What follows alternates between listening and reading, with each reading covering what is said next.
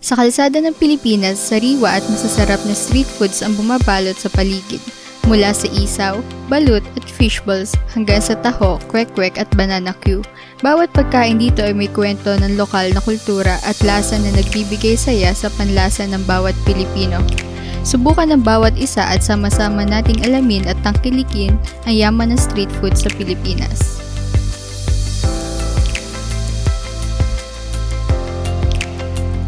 Ang helmet ay isang uri ng street food sa Pilipinas. Ito ay tinatawag na helmet dahil sa ito'y kumakatawan sa ulo ng manok na niluluto at iniihaw para gawing pagkain. Karaniwan niluluto ang helmet sa pamamagitan ng paghahanda ng ulo ng manok kasama ang ilang mga pampalasa tulad ng asin, paminta at iba pang seasonings bago ito i-grill o ihawin hanggang maging malutong ang balat nito. Bagamat ito ay medyo kakaiba at hindi gaanong karaniwan na street food na initinda sa bawat kanto, may mga lugar pa rin sa Pilipinas na nag-aalok ng helmet bilang isa sa kanilang mga espesyalidad sa mga kainan sa kalsada. Ito ay kadalasang nakakain kasama ng iba pang mga popular na street food sa bansa. Ang Betamax ay isa rin sa mga sikat na street food sa Pilipinas. Ito ay tinatawag na Betamax dahil sa hugis nito na tila cassette tape na Betamax ng unang panahon. Ang Betamax ay nililikha mula sa dugo ng baboy na hinahalo at nilalagyan ng iba't ibang pampalasa tulad ng bawang, paminta at iba pang sangkap bago ito isolidify at ihawin. Karaniwang binabalanse ang tamang paghalo ng mga sangkap bago ilagay ito sa mga stick at iprito o i-grill hanggang maging malutong sa labas at malambot sa loob. Kahit na ang pangalan nito ay medyo kakaiba, maraming mga Pilipino ang paborito ito bilang street food dahil sa kakaibang lasa at texture nito. Ang Adidas ay isang uri ng street food sa Pilipinas na karaniwang tinutukoy ang paan ng manok na niluluto at iniihaw. Ang pangalan ng Adidas ay isa sa mga tawag sa paan ng manok at tinatawag itong Adidas dahil sa pagkakatulad ng hugis ng manok sa tanyag na tatak ng sapatos na Adidas. Karaniwan niluluto ang Adidas sa pamamagitan ng paghahanda ng manok kasama ilang mga pampalasa tulad ng asin, paminta at iba pang seasonings bago ito i-grill o ihawin hanggang maging malutong at malasa. Ang Adidas ay isa sa mga karaniwang street foods na makikita sa mga tindahan sa kalsada lalo na sa mga lugar na sikat ang pagkain ng mga ihaw-ihaw. Ang taho ay isa sa mga paboritong street food o merienda sa Pilipinas. Ito ay binubuo ng 3 pangunahing sangkap, arnibal, sago pearls at silken tofu. Ang taho vendor ay naglalakad sa mga kalsada na may dalang malaking kaban sa kanyang balikat. Ang proseso ng paghahanda ng taho ay simple lamang.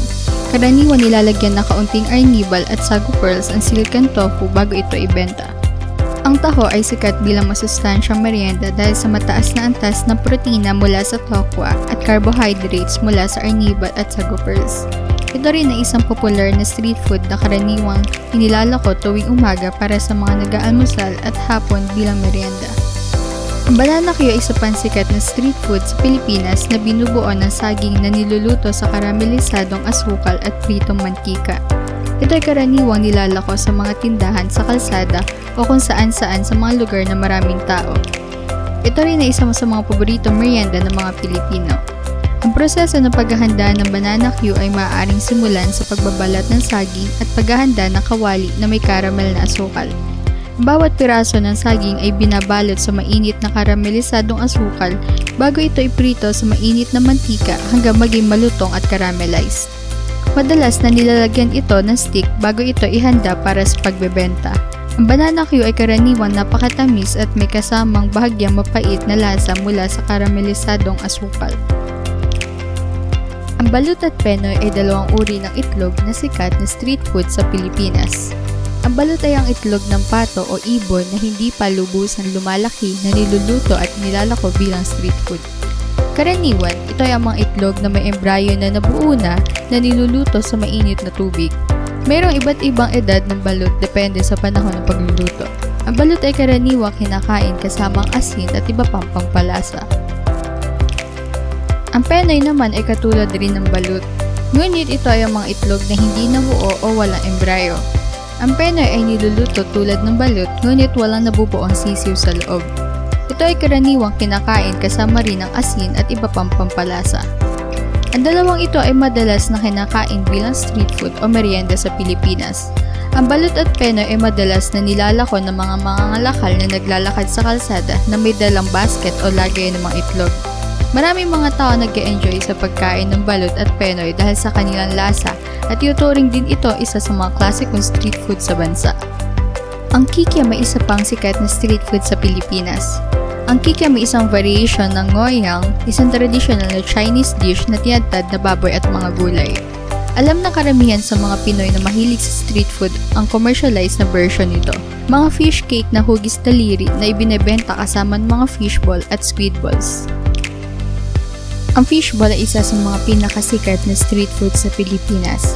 Ito ay binubuo ng mga bola-bolang gawa sa isda na nilutong maigi sa mantika. Karaniwang mga fishball ay handmade at binubuo ng giniling na isda, harina at iba pang mga pampalasa tulad ng asin, paminta at iba pa. Ang mga ito ay ginagawang bilog at ipiniprito sa mainit na mantika hanggang maging golden brown at malutong. Karaniwang kasama sa fishball ang iba't ibang klase ng sausawan tulad ng sweet sauce, spicy vinegar o sukang may bawang. Ito ay isa sa mga paboritong street food ng mga Pilipino dahil sa kanyang abot-kayang presyo at masarap na lasa. Ang kwek-kwek ay isa pang popular na street food sa Pilipinas. Ito ay binubuo na pritong itlog na maalat na may orange-colored na butter. Ang proseso ng paggawa ng kwek-kwek ay nagsisimula sa pagbalot ng mga itlog na maalat sa isang orange-colored na butter na gawa sa harina at iba pang mga pampalasa. Matapos ang pagbalot, ang mga itlog ay piniprito sa mainit na mantika hanggang maging golden brown at malutong sa labas. Ang kwek-kwek ay karaniwang kinakain kasama ng sausawan tulad ng spicy vinegar o sukang may sili para sa masabaw at maanghang na lasa. Ito ay isa sa mga pinakapopular na street food sa Pilipinas dahil sa kanyang masarap na lasa at madaling mabili sa mga tindahan sa kalsada o mga vendor na naglalako ng mga pritong pagkain.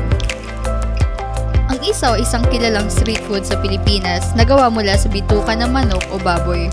Ito ay nililinis na maigi, nilalagyan ng pampalasa at ibinababad sa maasim-asim na marinade bago i-grill o ihaw. Maraming tao sa Pilipinas ang mahilig sa isaw dahil sa lasa nito at maaari itong maging pampatanggal uhaw o merienda sa hapon. Karaniwang isinasawsaw ito sa maanghang na sausawan tulad ng suka na may bawang, suka na may sili o bagoong.